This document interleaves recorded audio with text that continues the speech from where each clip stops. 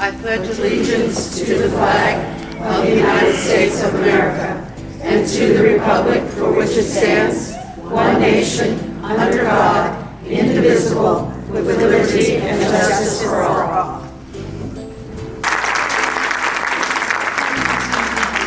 I would like to start by congratulating all of you on outstanding work in this November's elections, where we have a Democratic governor, a Democratic senator. We now have a majority of our congressional delegation are Democrats.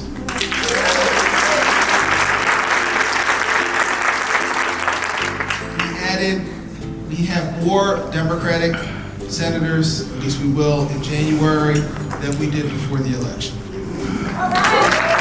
All of the men in the Pennsylvania House of Representatives on the Republican side of the aisle who stood up over and over and over again to attack a woman's right to choose will have to say, Madam Speaker.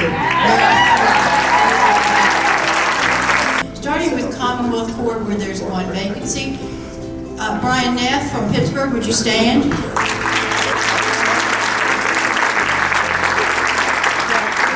vacancies on the Superior Court. Jill Beck from Pittsburgh.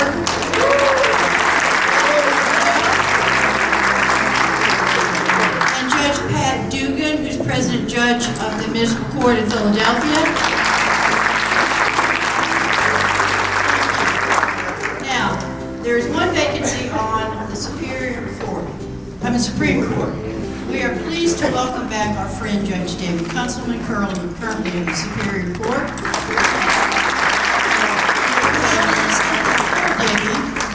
Federation President's Award for meritorious service to the Commonwealth of Pennsylvania while serving on the Superior Court. Unknown entity from Beaver County. I was nervous, naive, and didn't have a clue of how to run a statewide race. With your help, however, I got elected as part of the slate of 8, and I've been serving now on the Superior Court for 5 years. Today I stand before you much wiser, far more confident, and ready to lead the Democratic ticket for the judicial races in 2023.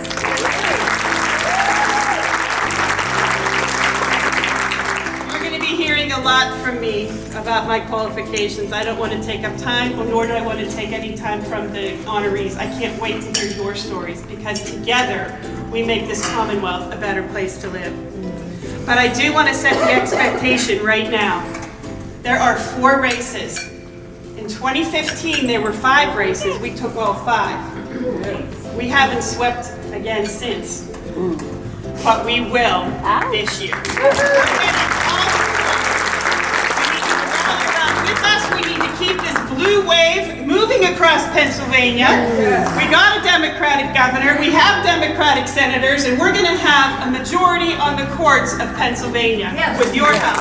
Thank you. To those in the smallest borough or township, you are all equally important to the Pennsylvania Federation of Democratic Women. To date, we have presented awards since 1989. We have honored over 200 elected Democratic women here in Pennsylvania. And today, we will be honoring 19.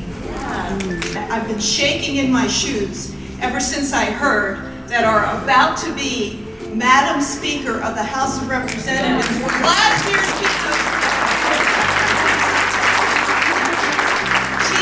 Amazing woman, a woman who I watched. And this year, more than ever, you were critically important. You did it. You made it happen. Thanks to your efforts, Lieutenant Governor John Fetterman will now be U.S. Senator John Fetterman. Josh Shapiro will now be Pennsylvania Governor. State Rep Austin Davis will now be our Lieutenant Governor. Politician that takes women for granted and thinks they can tell them what to do with their health care better think again. The abortion issue was critical. It was a big factor as well. The pundits thought we forgot about it, remember? Everybody said it's only going to be about inflation. Well, maybe it was about inflation, but you didn't forget. Nobody forgot. They were dead wrong about that. But it was also about the preservation of our constitutional rights, right? I think the ones child care workers earn less than warehouse workers. Think about it. They have one of the most important jobs in our society. I believe, of course, that they should be paid more, but I also think we need to help more parents in paying for child care. It's just become unaffordable, so that they can get services in their home, rather than being relegated to some kind of a lifestyle that's not what they wanted for themselves. Let's help our seniors. People shouldn't be taxed out of their homes, right? Here she is. Since I started taking Garcinia Cambogia, I'm a new woman. Forget about it. Of my other honorees. I am really lucky and honored and grateful today that my state senator, Judy Schwang, is the keynote speaker. For my mom, who's no longer with us, her name is Dorothy Schnorr, born and raised in Red Sullivan County, who then moved to Red Union County, that turned blue because of people like my mom, who started the League of Women Voters, who became a committee person and converted my dad to be a Dem. So it worked out really well. We're facing now book bans. We're facing teachers trying to tell them what they have to teach, what they're not allowed to teach. We're facing assaults on intellectual freedom. And we have to get people elected to these boards at local levels, in the municipalities, and the whole way up, because those local levels are really important. They affect our daily lives. Please welcome Sheriff Rochelle Bilal. Normally I speak without a mic. First of all, let me thank the Pennsylvania Federation of Democratic Women for one, knowing who I was. Two, giving me an award at the same time. I think that's hilarious. And I also want to thank my Philadelphia delegation, Ms. Huggins. She pushed and pushed and pushed and pushed and said, I'm going to nominate you. I'm like, well, who you nominate me for? And here I am today, and thank you so much. I do appreciate that. First of all, 27 years in the Philadelphia Police Department prepared me for being the sheriff of the city and county of Philadelphia. Just know, I'm the first woman in 181 years.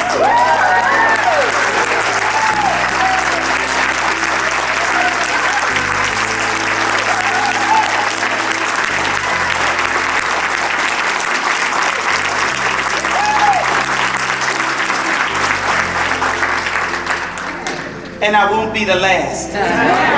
And the one thing I'm looking towards is raising the young people to be trained in this institution that I'm in. My executive team ranges from the age of 32, 29, 28, 31. My chief of staff is here today and she's 32. I didn't learn about civic until I got older. I didn't say old, I said older. But we need to grab our young children. I am the youth advisor to the Philadelphia branch of the NAACP. And one of the things that I am teaching them not only about civil rights, but also civics. Yes. Because they need to know that they are the next generation to run for these positions that we so desperately need to keep our communities safe, sane, and viable. And when I say sane, you know what I mean about that. Yeah. And I want to thank all of you, because I went to sleep on election night praying all the way to my sleep and woke up saying, thank you, God. You did exactly what I needed you to do. Thank you so much. We're only at the beginning of our program, and so many glass ceilings have already been broken. I am especially happy to present this award because when Bridget was sworn in back in March of 2019 in a special election, it was the same day as our state federation held its Women in Blue event in Harrisburg. and all of our attendees were treated to a very special honor. We had the opportunity to sit on the floor of the House and attend her installation. When you can't have accessible, affordable childcare. So we have a lot of work to do. I have 4 kids. 3 of my children are now voting. I have 2 daughters, 19 and 18, and it was really encouraging to see them encourage each other to get out and vote.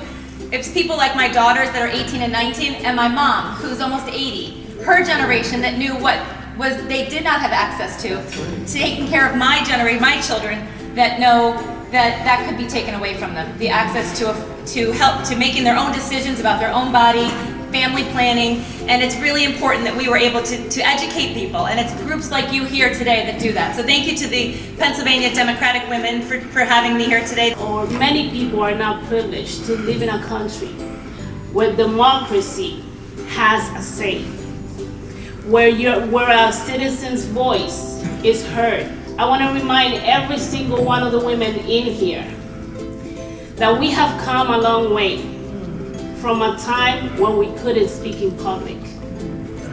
A time where our voices were non-existent. And so I want to encourage you to continue the fight, to continue to push. Even if you get tired, just continue. Because at one point, there will be a young lady looking at you, and she'll pick up your torch, and she'll continue for the next generation. And she always told me, she said, Rita, you should be mayor of Gettysburg. And I thought, what an opportunity. So I was sitting there, and I'd just gotten married like about 6 months ago, before this. And I'm just sitting there running my campaign and stuff, and I looked at my husband and I said, I forgot to ask you, do you mind if I do this?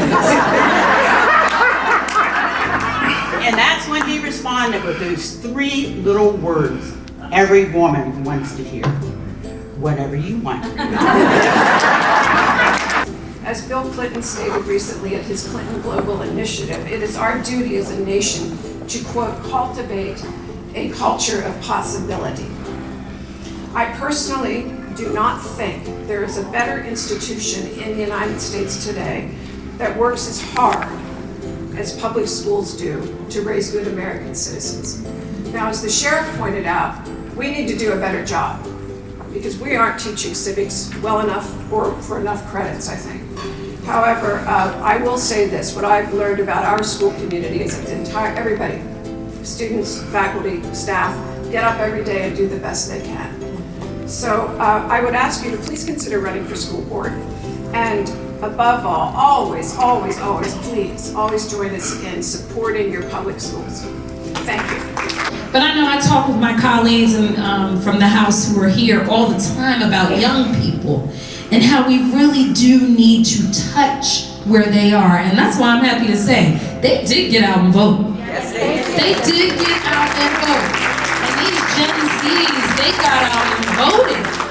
Okay, so that's what we need to continue to do. We change the world when we step up and we make our voices heard.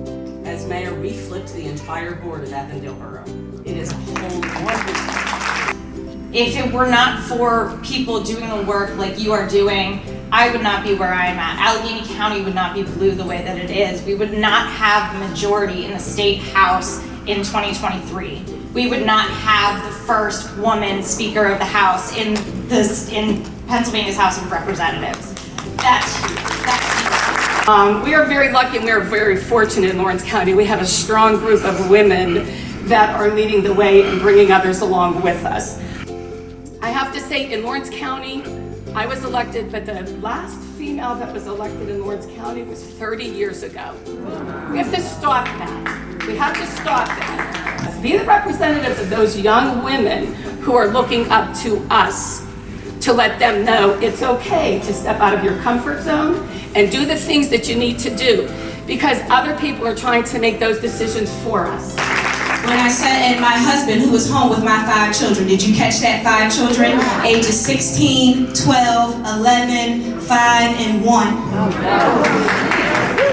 And I put that out there to let you know that yes, you can serve. All that means is that you bring your children with you and you drive in the minivan. That's all that means. So you always need women ahead of you to be able to reach down, to encourage, and to teach. You need women alongside of you because you are walking at the same pace. And you need to be able to look and say, we got this, girl. We're going to keep on moving. We're going to keep on pushing. And then, as many of my colleagues in the room has also said, you always need someone who you are bringing up, because we have to remember to lift as we climb. I will not be the one to tell you that everyone is fit to lead, because we see that that is not true. We have had enough crazy and we don't need any more crazy. If you crazy, you can help me with campaigning, but I don't want you leading, and I will tell you why. We need people who can practice emotional intelligence. We need people who can listen even when they don't agree. So please do step up to lead, but know that everybody is not fit to do this work. But it doesn't mean that you can't serve in some capacity. So come on and help me to campaign if you're crazy. I can do crazy. I can work with some crazy folk.